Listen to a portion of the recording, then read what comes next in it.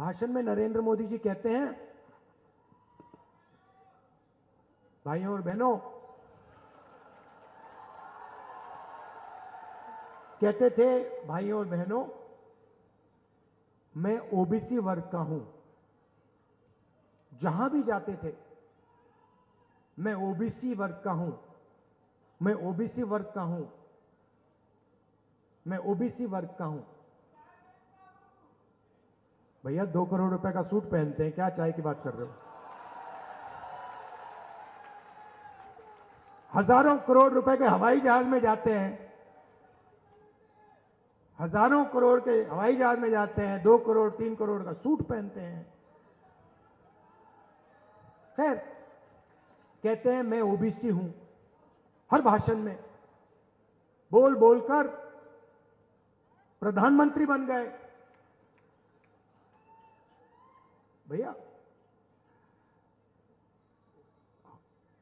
एक दिन में नरेंद्र मोदी कम से कम 1-2 सूट तो पहनेंगे।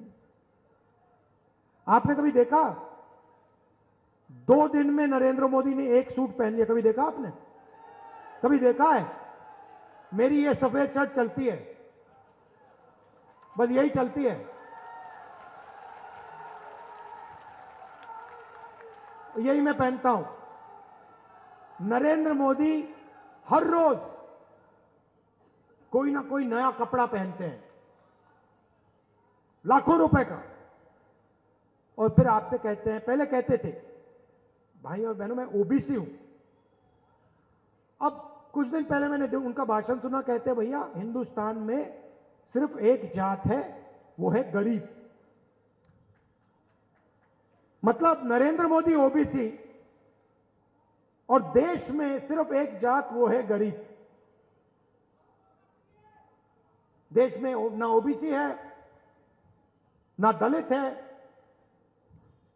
ना आदिवासी है, ना जनरल है, सिर्फ गरीब। ये इनका नया भाषण है। हिंदुस्तान से नरेंद्र मोदी के दिमाग में जात पता है क्यों गायब हो गई? क्योंकि मैंने जाति जनगणना की बात शुरू कर दी। जैसे मैंने कहा कि भैया ये पता लगाते हैं इस देश में कितने ओबीसी युवा हैं, कितने दलित हैं, कितने आदिवासी हैं, किसकी कितनी आबादी है। उस दिन से नरेंद्र मोदी कहते हैं, राहुल जी हिंदुस्तान में कोई जात नहीं, गायब हो गई जात, खत्म।